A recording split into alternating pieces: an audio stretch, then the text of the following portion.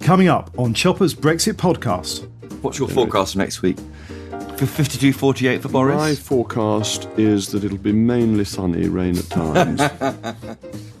Hello and welcome to Chopper's Brexit podcast. I'm Christopher Hope, the Telegraph chief political correspondent.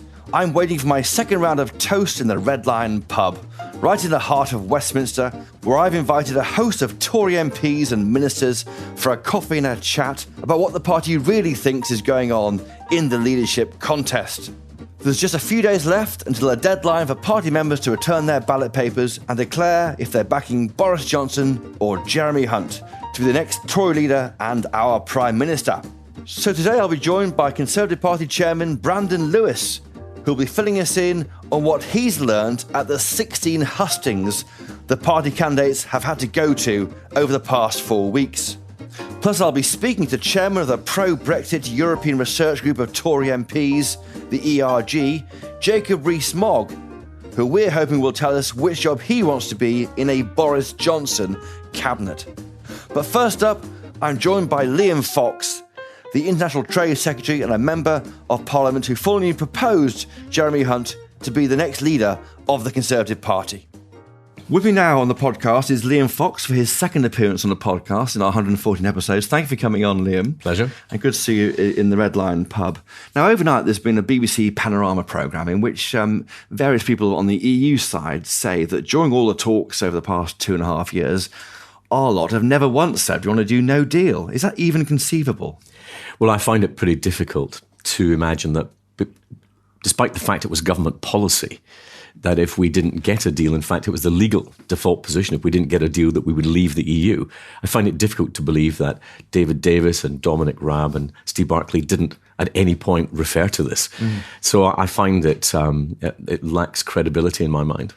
Is it you're surprised by that claim, or you kind of expect it from the other side, given they want to, make us look weak, I suppose? I just find it difficult to believe that, knowing those three as I do, that they would never have referred to the government's official position or the legal position that if we don't have an agreement, then we will leave by default. And on no deal, Liam, do you worry about all these forecasts in the Treasury saying what a disaster it will be, or do you think it might be okay? Well, there are a number of things that have improved even since the end of March. In my department, we have gained the membership of the government procurement agreement at Geneva. Some people said that wasn't possible. Well, it's now been done. What does that mean? Just for that gives us access to about potentially £3 trillion worth of international government contracts. We've put our Trade Remedies Authority in place. It's now fully manned out at Reading, ready to go. I've been hugely impressed by their energy and the number of young people and the number of people who've come from outside trade to take part. And that ensures that if we leave, then we're able to give protection to things like the ceramics industry and the steel industry from dumping and illegal subsidy and so on. And of course, we've made great progress with our trade continuity. About 10.7% of UK trade occurs through EU agreements made with third countries.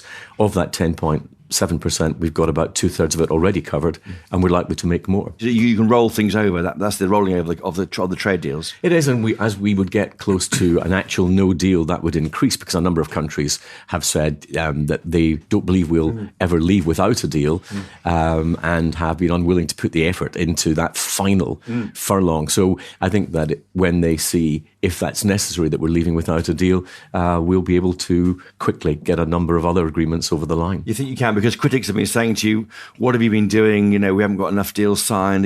People have been holding that against you, haven't they? Well, people don't seem to understand what the Department for International Trade does. Most of the critics don't seem to understand what trade is about. Only about 20% of what my department does is in trade policy, i.e. preparing for future trade agreements. It's mostly in exports and investment. And it's worth noting that as we go into this summer, UK exports are at an all-time high. We exported about 647. Despite the uncertainty? Despite the uncertainty, there's a huge demand for UK goods and services. worldwide. In fact, Barclays did a survey that showed that Chinese consumers would pay 60% more for the same product if they knew it came from the United Kingdom. So we are a strong exporter. I launched a program yesterday for MPs, the MPs Toolkit, to help them get those businesses that are not yet exporting to do so. We estimate there's about 124 billion more in exports that we're not getting out there because businesses are simply not ready or willing to do so. The other thing that's perhaps even more important to this debate is that inward investment to the United Kingdom is at an all-time high. And while it fell globally last year, and it fell in Europe, it actually went up in the UK. So what the rest of the world is saying is that those countries that are staying in the European Union are seeing less investment going into them. And Britain, the country that's preparing to leave, is the one that's gone up 5%. How are you? What are you doing in your department at the moment about accelerating no deal planning? I mean, are you doing anything at the moment to try and get this ready by a certain date, and then we break off talks with the EU or something? Well, I've given my department a new priority programme, which is the day we would pivot from still negotiating with the EU to determining that we were going to put all our efforts into leaving without a deal. And one of the weaknesses I think that perhaps has been up till now is that there's been an acceptance. We kept negotiating up till the very last minute. If it's clear that we cannot get a deal with the EU, at some point we have to say, that's it, we're putting all our preparations into no deal. I've asked my department to give me now a day-by-day programme, including when myself and my other ministers would have to call ministers in other governments and tell them exactly what was happening, to talk to them, for example, about our day one tariff levels and what they were going to be. At some point, we have to accept that if we're going to leave without a deal, we have to put all our energies behind it. Is that date the September 30th date, which Jeremy Hunt has said in his leadership campaign? Well, it would, of course, depends where we are, but that is the logical place to put it, because if we're going to be leaving on the 31st of October, if it's clear that we can't get a deal, then we need to put all the efforts of government behind that to ensure that we have minimal disruption. Both campaigns said this week in the Sun Talk radio debate that the backstop is dead. If it's dead, how does Brexit get done without proroguing Parliament, given the majority for this in the House of Commons? Well, we have to find a way to get an agreement with the Irish government about the future of the border. And, when we talked about no deal back at the end of March, the Irish government said they didn't want a hard border with Northern Ireland, and the British government said we didn't want a hard border with Ireland. Now, if both of us don't want there to be a hard border, you'd have thought there was a way to find an alternative arrangement. And the EU themselves said that the backstop could not be the legal basis for the future relationship with the UK. Well, if it's not going to be permanent, that implies linguistically that it's going to be temporary. If it's temporary, how long was that going to be? We have to find a space to be able to get an agreement between us. But if we can't get an agreement, we have to leave without one. I would rather leave with a deal. I've always said that. Of course. But the imperative here is a democratic one. You can't prorogue, then, is your point? We have to leave. So you think we should prorogue to leave? I don't know what the legalities would be around that, and there are questions about legal challenge. Yes. What I am very clear about is that the alternative it cannot be no Brexit. It cannot be that. In a democracy, it can only work if the losers accept the result as well as the winners. And we had a clear result in the referendum. Parliament made a promise to voters. We had a contract with the electorate. It's time that Parliament carried out its side of the contract. But if they don't, Liam, then if they will try and find a way to obstruct the delivery of the Article 50 vote. Well, ultimately, they have to remember that they will have an appointment with their voters at the ballot box. And I look forward to those MPs who were elected on a specific promise of honouring the referendum, of having a chance to meet the voters that they've betrayed. Yeah. Can you serve in a Boris Johnson government if he wins? Well, we always serve dependent on the Prime Minister's wishes at the time.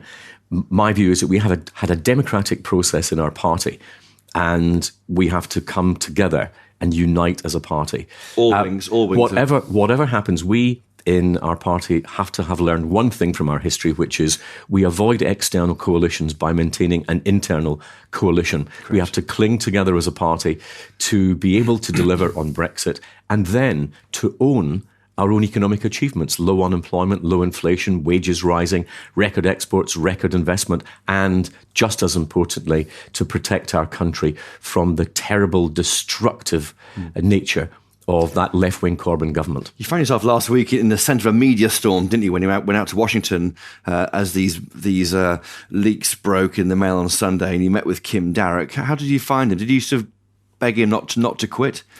Well, I got on the plane at Heathrow and there wasn't a major diplomatic storm. I got off the plane in Washington and it was already well underway. I found him as I have always known him. He was calm, he was professional, he was courteous. I think it was a terrible pity that happened to him. And I think we should not at any point direct our fury away from anywhere except the leaker. What happened was unethical, it was unprofessional, and it was unpatriotic because it has led to a situation now where our diplomats may feel that they're not able to be as honest as they would like to be. And that means that we'd get a poorer service as whatever elected government we have. It's a major destructive action. And I hope, as I said at the time, to use the medieval analogy, I hope we get a head on a spike. Do you know who it is, the leaker? I have no idea. But I think that it is correct that we have a full investigation into it. And if there is any evidence of illegality and criminality, that it's properly punished. We have a right to deserve the highest level of ethics in public life. Could you be ambassador? I only ask that because some say it could be a politician who knows the Trump administration. You have connections to John Bolton. You're qualified on that front. You've known me a long time, Chris. Have I ever struck you as a diplomat? I am an elected politician. But that may be okay with the Trump administration. That may be okay. I am an elected politician, and that's exactly how I want to remain. And I want to represent my electorate in North Somerset, and I want to have views that would certainly not be acceptable to some parts of the overseas service. On that note, Liam Fox, thank you for coming into Chopper's Brexit podcast, and do come on again. Thank you. Pleasure, thanks. So Liam Fox says he will pivot towards no-deal planning on or around September the 30th. But what will Boris Johnson do if he gets into government? Now, last week, former Tory Party chairman Grant Shapps told us that plans are underway secretly for a Boris Johnson government.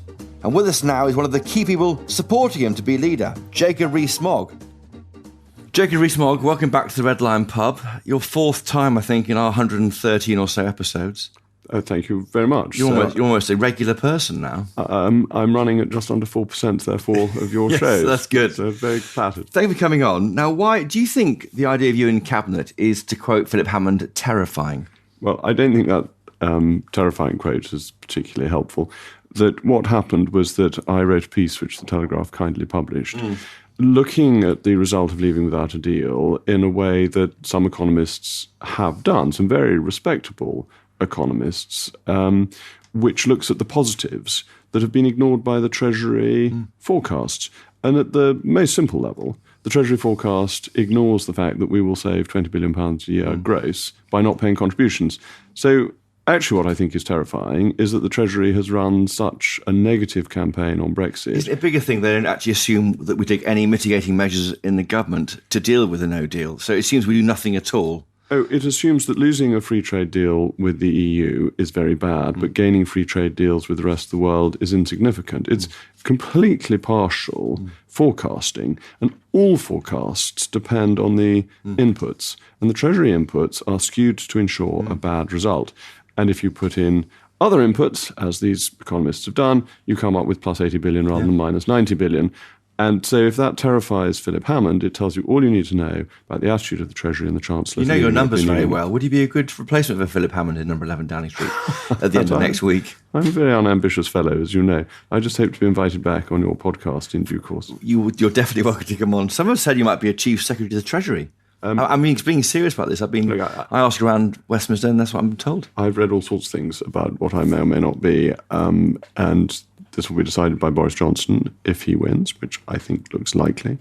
And I will do anything I can to support Boris, whatever he wants. And if that is for me to carry on in North East Somerset, as I am. Well, that won't change, will it? Well, no, but as a backbench MP supporting an inspired and inspirational leader, then I'm more than happy to do that. It's not about me. It's about leaving the European Union and getting the right leader. Are you worried about his lack of detail? You saw the Andrew Neil interview, didn't you, when he didn't know what paragraph 5C was, but you knew what paragraph 5B was of the GATT24 agreement? No sensible person learns legal texts off by heart. They know that they can look them up and that they can consult a lawyer. I have read paragraph 24 of the General Agreement on Tariff and Trade any number of times. But can I do it as a saying lesson? No, of course not. One stops doing that with one's governess. Was it cheap TV, Jacob?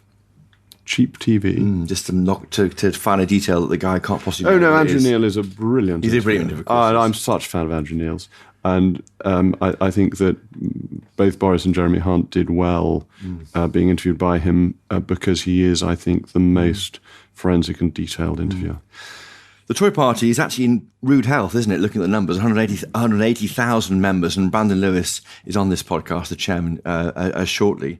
Have you heard any evidence of members being disenfranchised in the voting process, not getting a vote when they think they should have one?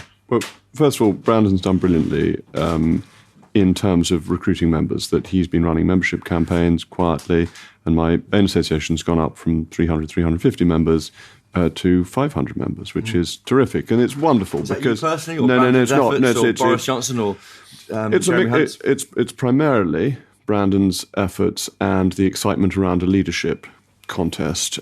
That I think there are 4 members who are due to me personally, and they are Peter, Mary, Thomas, and Anselm. They've all joined. They've all joined, but they don't have votes. Not all 6, so only 4 your children have joined. Well, the 3-year-old and the 2-year-old, I don't think, are able to decide sufficiently to say that they actually want to, whereas the elder 4 have at least indicated some willingness to pay a modest subscription. What was the evidence there, Tories? What have you seen in their activity? Are they good with money and their pocket money? They're absolutely fantastic at coming out campaigning, as long as there's a visit to the toy shop at the end of the campaigning session. So you're treating them. The enthusiasm. You're treating them then. The enthusiasm for visiting a high street. That's illegal treating. You know it's illegal treating. I think taking one's children anyway, but I must... I'll let you off. There you are, kind. But I must answer your important question about disenfranchisement.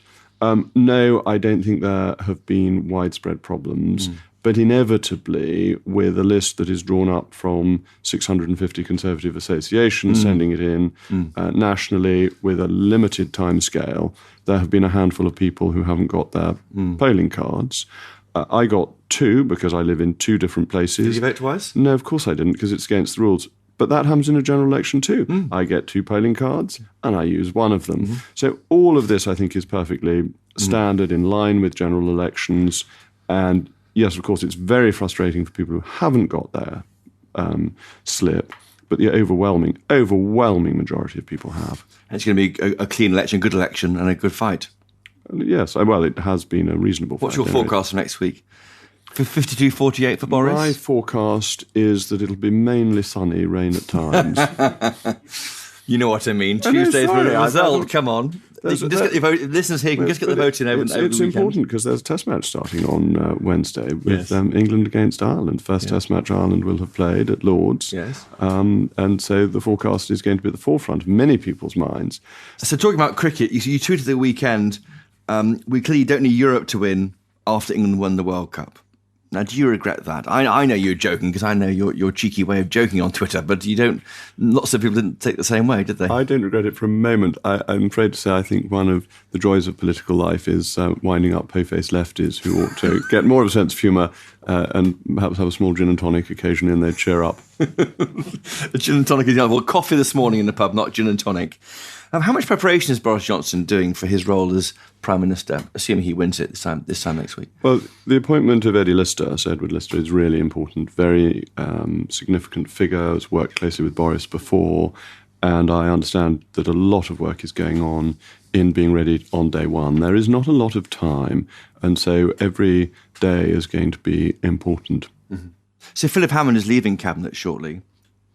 He thinks anyway, he says so. Would you agree to debate him on Chopper's Brexit podcast? Well, you're the second person to ask me. I've been asked by Newsnight if I would do it next week, and I've said if the Chancellor is up for it, yes, of course I will. Whether the Chancellor would want to debate with a mere backbencher, I don't know, but yes, of course. I have respect for Philip Hammond. I think that the Treasury has gone in the wrong direction under him, but I don't think he is either a fool or a knave. I think he is a highly intelligent man. He's a fiscally dry Tory, and I'm always saying to his advisers, if it weren't for Brexit, the Telegraph would be fully behind basically everything he does and says. The problem is Brexit. Right.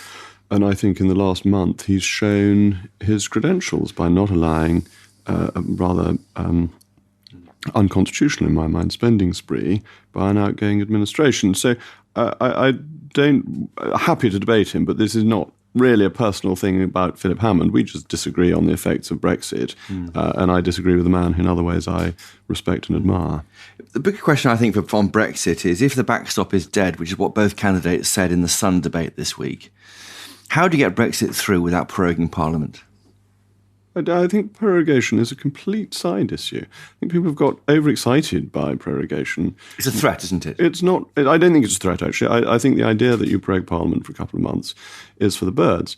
That I think it would destroy support for the government in the country at large because it would be seen as going against everything that Brexit stands for, which is about how do you get it through? The law is in place.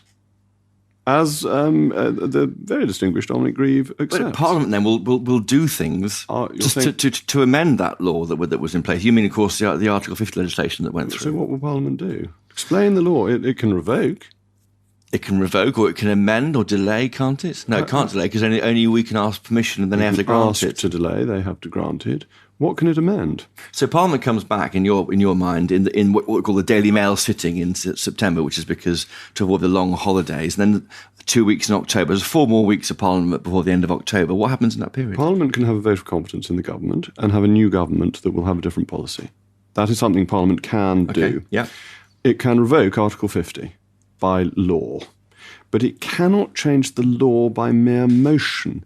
If Parliament could change the law by motion, we wouldn't be in a democracy. We would be in some sort of edict-run regime. That the House of Commons and the House of Lords go through complex processes to change the law for good reason, to ensure that the law, when it's changed, is scrutinised. So all these motions Dominic Grieve is talking about, ministers supporting it, these are just wills of Parliament being expressed, they're not actual law changes.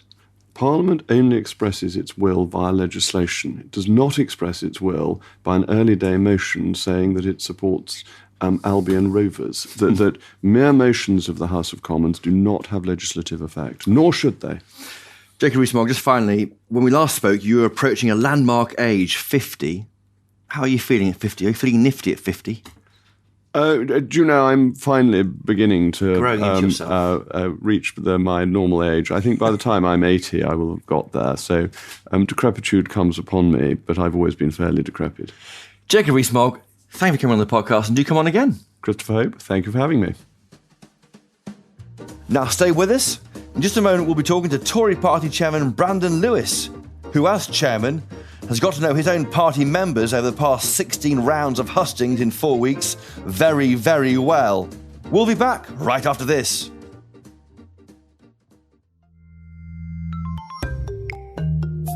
Hello, Chopper listeners. I'm Peter Foster, the Telegraph's Europe editor, and I wanted to let you know about another way you can stay up to date with Brexit on those long, lonely days when you're all caught up on Chopper's Brexit podcast. It's my Brexit Bulletin newsletter. Every weekday, I compile the best news and analysis from the Telegraph's Brexit team, including my esteemed colleagues Asa Bennett in London and James Crisp in Brussels.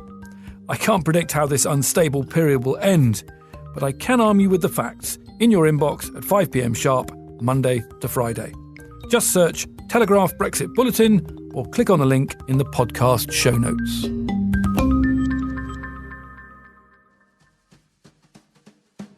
Right, back in the Red Lion pub, here's Brandon Lewis, the Tory Party chairman.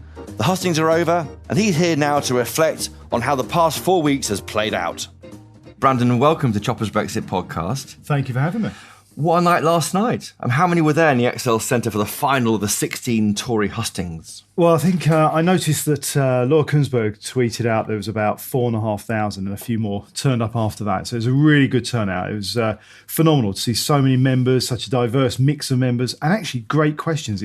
For me, it backed up what I've seen all over the country, our members showing why we're such a great party. You put one over on Nigel Farage because he gets all the headlines for his massive rallies. Now you put one on. Well, we managed to fill the XL last night. So I think the team did a phenomenal job, and I think our party showed why we're in good health and good strength. It does seem, I think it's, having been to several of the hustings and seen you there at some of them in Nottingham, for example, it does seem to have rejuvenated the party, doesn't it? I mean, I know the questions are always the same. I heard all the same jokes on repeat from the two candidates, but it does seem, they want to be engaged with the members. Well, I think it's one of the things that we forget how times have moved on. In 2001 and 2005, these hustings were, there was no internet, there was nobody filming these things being shown all over. So every hustings felt unique to the audience in the hustings. Whereas, of course, now everybody sees everything because they're live on TV, we've live streamed.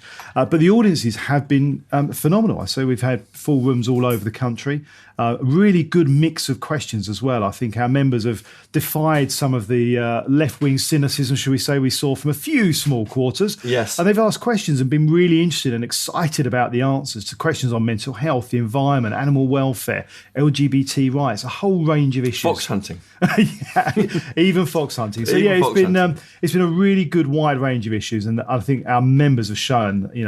I'd say it's a bit of a cliche, but I've been hugely proud to be part of the party. Yeah, and you look at the audience, and you say it was hugely diverse. Was it too old, too white, or were you quite surprised by the mix you got in the because you're seeing them for the first time? You didn't know. Well, I would say, I would say I wasn't surprised because in my job I get the great pleasure of going around the country, meeting our members. I do events with members, and I've been saying for some time now, our party is much more diverse than people realise. It's a really strong party, pragmatic people, interested in the issues of the day, and I think the hustings has shown what I've been seeing to a wider audience, and that's been fantastic to see. Do you think the candidates' shtick has been sharpened? Has it helped us sort of focus on what they want to do? It has been quizzed repeatedly over and over again. They are coming out with interesting ideas, aren't they, which they wouldn't necessarily have developed had they not had that opportunity. Yeah, I mean, I think one of the benefits of going through this process has been that both our candidates, you get that experience of being with a live audience, asking questions. They've answered hundreds and hundreds of questions across all over the country. I think I saw somewhere. We think there's about 400 questions. 400 questions, something like that across the country. They've answered. They've done 3,000 miles travelling around the country. They've done hours of interviews with 3 great journalists who have quizzed them as hard as our members have. That guy in Scotland was good. Colin, yes, yeah, STV guy, yeah, he was, yeah, he really decided he was going for the Jeremy Paxman job that night. But the candidates have been great, and you've seen both our candidates having a chance to highlight and show people the strength of talent in our party. That we've had 2 brilliant candidates making and all the way through. Actually, the thing I've said when I've been introducing, as I did last night. Our members and the country have seen 2 people outlining a really good, positive, optimistic vision for the future of our country. And I think that again shows why we are the right party in the Conservative Party to be in government. We've had reports at Telegraph of hundreds of members not being allowed to vote. Now, these are people who think they are members. They consider themselves members of the party, but they've been told by the party they aren't members, or they're not receiving ballot papers. Well, look, I think we get this in context, first of all. I think we'll have the final figures next week, because obviously ballot papers are still going out and coming back in, but around over 160,000 voting What's the exact members. number, though? You don't know one, do you? I do, but I just want to wait, because we've still got a few ballot papers going out, so I don't want to give a final figure. We will publish a figure of the final number 165, next week. 162? Somewhere in that sort of ballpark. Okay. We're over 180,000 members now, so we have had record membership growth over the last year. They can't all vote. Why is that? Well, some members their membership would have started after the 22nd of April. And you need to have been a member for 3 months. So there'll be people who fall into that category, so they won't get a membership. And obviously there's a few people, sadly, over the last couple of months whose membership will have either lapsed or we've had to suspend them because of inappropriate behaviour, and they don't get a vote. There's not thousands of those, are there? No. It's just a very small number in terms of the suspension. Very, very small. But it all adds up. As my mum said, you add up the pennies and eventually you get to pounds. But so within that, look, there is a small number of people, but any one person who's had an issue is one too many for me, which is, I think, one of the improvements we've made over the last years. Now we've got that centralised membership database, which is a very big piece of work, we're able to know who our members are. And there's been a mixture of things. So some of the people who've had an issue have had issues where they've been doing a standing order, but their association hasn't updated their membership. We've been from £20 to £25? Well, no, it's not so much the amount. It's just they might have done the standing order, but the local association of the 650, some of them aren't great at putting that information onto the system. We've been able to fix that and deal with that. Some people's direct debit stopped some time ago and they weren't aware. Because their cards change. Yeah. The card gets too old, they can't. Exactly. And rather like your mobile phone bill or your electricity bill, we can't know that. It's up to individuals. But we do remind people several times before their membership runs out. There's some people who are donors who think because they're a donor that they should have a membership vote. Well, being a donor and a member are different things. We've always been clear about that. Though. You can be both, but you're not automatically both. And we don't give donors special treatment.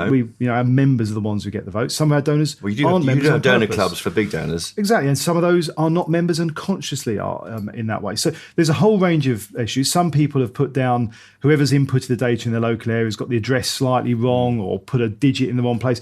Most of those we're able to sort, and the team have been working literally through the night last night. In fact, I was back at CCHQ after the hustings last night just to see the team who are still working. How many calls have you got to your helpline you set up then? If you're working through the night, you're clearly busy. How many calls are you getting a day from people trying to... I don't know exactly how many calls we're getting a day, but what they wanted to do last night was by the time that people came in this morning, that there was no still open queries. So our team are very dedicated, and because we had the hustings last night, that gets a lot more interest, so people make contact with us. A lot of this, we've also been inundated. One of these silly things you get in politics, sad, is people's vote thought would be a funny idea, I suspect, to inundate us with hundreds and hundreds, if not thousands, of letters around people's vote ballots and petitions, which of course clogs up the system. So we had to get through that. But, if that's the best thing people's vote have got to do, well, so how many complaints have you had as a ballpark? Is it more than 500, less than 1,000? No, much less than that. What, so more than 100, less than 500? I mean, yeah, somewhere in that ballpark. But as I say, I don't want to give set figures at the moment because the minute I give a figure, somebody will say, "Oh no, it's something different." Yes. We're still, we're just trying to work with every member and every colleague who's entitled to vote to make sure that every member of the Conservative family who's due a vote gets a vote. And to be fair to you, you have modernised this process. There are 650 associations. Some of them have, I think half of the associations have fewer than 10 members in them. Some are a lot bigger, like saying Kensington and Chelsea, but some are tiny. And you try to bring all that information to one database over the past 2 years. Yeah. So you're relying on what's been entered by people locally, aren't you? Yeah, that's the challenge. So the party have been talking about doing this for a number of years, and predecessors have put great foundations in to do it. But we took a view last year. I was quite clear that we couldn't. Well, you, Chris, kept saying to me how many members you've got, and I was quite open about the fact in the modern day being able to not answer that question was crazy. So we had to get this done. We finished that work in August last year, and that's been allowing us to grow and develop our membership properly. But without that database, I just don't know how we'd have done this process at all. But ultimately, we hold the database, but you're quite right. The data on it is put in by local associations. So we're reliant on them putting that data in correctly. And what we've been able to do through this process over the last few weeks is been able to help them correct some of those issues. Can you say that everyone who is a member will have had a vote in this contest? Well, look, the reality is with 165,000, I think I heard when I came in, Jacob making that comment earlier, I'm sure there will be the odd person who feels they should have had a vote, who we've not been able to deal with. But I'm doing everything I can to make sure that within every power we've got, everybody who's entitled to vote gets one. And how on earth were the contests in 2005 and 2001 safe, given what you were describing here when you've gone to a central database? Well, all of my predecessors have been very, very hard-working, very focused people, and I know they would have done everything they can. I wasn't around then, so I don't know exactly how they did it. My honest answer is, without that central database we now have, I don't know how. Certainly not in the time frame. We would have completed this in under 4 weeks, and I've said I'm really proud of the team for doing that. What's been your highlight of the hustings you've been to? What's been the moment you've gone, wow, that was fun, or that shows the party in the best light or the worst light? Oh, look, there's no doubt about that. With all the hustings have been brilliant. The Conservative members have been amazing. But when I think about Wednesday night at the London Excel Centre and circa 5,000 people there, positive, great vibe, enjoying themselves, brilliant candidates, I thought that was just, that really did. That was an amazing experience. Well, what's your plan? Can you serve in a Boris government or a Jeremy Hunt government? Look, we all serve at the pleasure of the Prime Minister. I've been very fortunate to serve in the government, and I would be very happy to continue to serve if either of our two great candidates asked me to do so. Isn't it a bit awkward for you with Boris Johnson, given the inquiry you had into his column last year about burqas and letterboxes? No, not at all. Look, Boris and I have always... friends? Yeah. No, look, Boris and I have always gotten very well. When he was mayor and I was at CLG doing housing, we chaired panels together, worked well together. No, that was people That's made a gone. complaint. Party had dealt with the process. That was done properly. Boris and I have always gotten very well, as have Jeremy and I. I'm very fortunate to have two great candidates. And we're in a pub here, and it's just you and me talking. Who have you voted for? Well, as chairman of the party, I've had to remain neutral, and as tempting as haven't even voted. As tempting as it is to disclose here and now privately to you, Chris, I think the best thing I can do is take to my grave who I voted for. Brandon Lewis, chairman of the party. Thank you for coming on Chopper's Brexit podcast. My pleasure. Thanks for having me. Well, that's all we have time for today. Thank you to my guests, Liam Fox, Jacob Rees-Mogg, and of course, Brandon Lewis. Thank you to the podcast producers, Theo Lulidis and Elliot Lampitt. And our super fans this week, Georgia Ferro and Florence McKechnie. Don't forget, you can get 30 days free access to the Telegraph online by going to telegraph.co.uk/chopper. And if you want to get in touch, do tweet us at Brexit Broadcast or email us choppersbrexitpodcast@telegraph.co.uk. If you're enjoying the podcast, please do leave us a review and a 5-star rating on Apple Podcasts. It really helps other people find our show. And always, always buy your copy of the Daily Telegraph. Until next time, cheerio!